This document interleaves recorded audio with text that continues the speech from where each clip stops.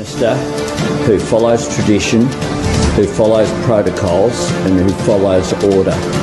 That is something that I hope to define my Prime Ministership is respect for those traditions. This is the first time that we have had a change of a head of state and in which we have been in a position where Australia needs to and wants to give thanks to the contribution of Queen Elizabeth II as our head of state for 70 years. A one-off. Usulan Numain ketika mendapat mandat demi menjadi Indonesia berdaulat banyak yang mencibir karena salah satunya targetnya adalah menyatukan kembali Nusantara dengan mengajak Timor Leste kembali ke tanah air Nusantara. Untuk apa wilayah kecil itu harus kembali ke tanah air kita? Nggak ada manfaatnya. Yang pasti siapapun yang mengatakan hal itu memang dapat dipastikan tidak paham bela negara. Menguasai utuh sebuah wilayah terutama berbatasan dengan darat ke darat dalam hubungan dua negara adalah vital. Bahkan wilayah berbatasan dengan laut menjadi sangat penting karena bisa mendapatkan keuntungan dari sumber daya alamnya yang di bawah dasar laut seperti gas dan minyak buminya, manfaat sumber daya laut seperti ikan dan rumput laut, hingga pemandangan indah di permukaan lautnya. Kita bahas yang penting untuk kedaulatan Indonesia sebelum Timor Leste menjadi topik kita. Kita ambil balik klaim Australia akan Pulau Pasir. Australia bahkan mengancam akan melakukan tindakan keras, yaitu tindakan militer jika Indonesia macam-macam pada Pulau Pasir. Punya nyali nggak Indonesia diancam begitu? Sejauh ini masih belum ada tindakan apapun. Bahkan latihan perang seperti yang dilakukan Rusia mengelilingi perbatasan Ukraina 6 bulan sebelum serangan, Indonesia pun belum melakukan itu di Pulau Pasir. Atau seperti Tiongkok sekarang melakukan latihan di 7 titik mengelilingi Taiwan dengan sasaran roketnya dan drill pasukannya, juga belum dilakukan oleh Indonesia untuk Pulau Pasir. Australia sudah lakukan dengan meletakkan banyak personil di Port of Darwin, personil militer di utara Australia tersebut hanya untuk latihan kesannya. Di sana ada juga pasukan Amerika, bahkan diisukan pesawat pembom B-52 Amerika sudah di sana dengan code name latihan gabungan untuk Laut Cina Selatan. Tapi pastinya itu adalah ngetes Indonesia punya nyali dan kekuatan nggak untuk Pulau Pasir yang kaya akan minyak, tapi belum tentu Indonesia berani untuk ambil balik.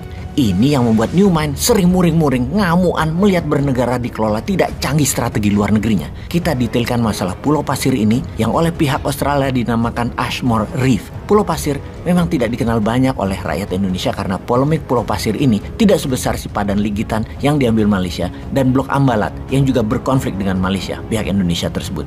Pulau Pasir berjarak 320 km dari utara daratan Australia, namun hanya berjarak 140 km dari selatan Pulau Rote, Nusa Tenggara Timur. Berdasarkan data pre-colonial history atau sejarah sebelum kolonial dulu, Pulau Pasir adalah wilayah yang tergabung dalam Nusantara Indonesia. Dalam catatan, Pulau Pasir menjadi bagian dari traditional fishing area, bahkan bukan hanya Pulau Pasir, hingga wilayah Broome, Australia adalah traditional fishing groundnya orang Indonesia, orang Timur, orang Ambon, orang Makassar yang dikenal sebagai nelayan dan pelaut ulung di zaman prakolonial hingga saat ini. Terbukti banyak artefak sisa-sisa peradaban penduduk di sana. Semua peninggalan sejarah bangsa Indonesia. Pulau Pasir adalah tempat rest areanya nelayan setelah memancing dan menangkap ikan di perairan Kepulauan Pasir tersebut oleh penduduk Kepulauan Rote. Juga sebagai tempat transit perjalanan sisi selatan wilayah Nusa Tenggara oleh warga Indonesia. Sejak MOU antara Indonesia dengan Australia di tahun 1974, Australia langsung klaim Pulau Pasir sebagai propertinya Australia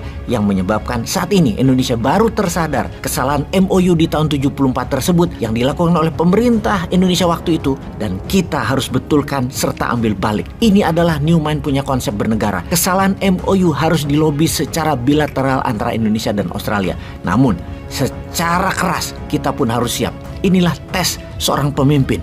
Sudah 6 presiden terlewati, Pulau Pasir masih belum masuk wilayah Indonesia juga. Isi MOU tahun 1974 tersebut adalah pemerintah Indonesia meminta bantuan Australia untuk memonitor Pulau Pasir sebagai wilayah cagar alam kelautan. Itu tujuannya. Namun secara tidak langsung terjadilah alih tangan atas Pulau Pasir itu ke wilayah Australia. Di tahun 1976, pemerintah Australia mengklaim Pulau Pasir sebagai wilayah sah Australia, termasuk wilayah zona ekonomi eksklusifnya. Lah ngawur lah kalau kita diamkan klaim Australia ini.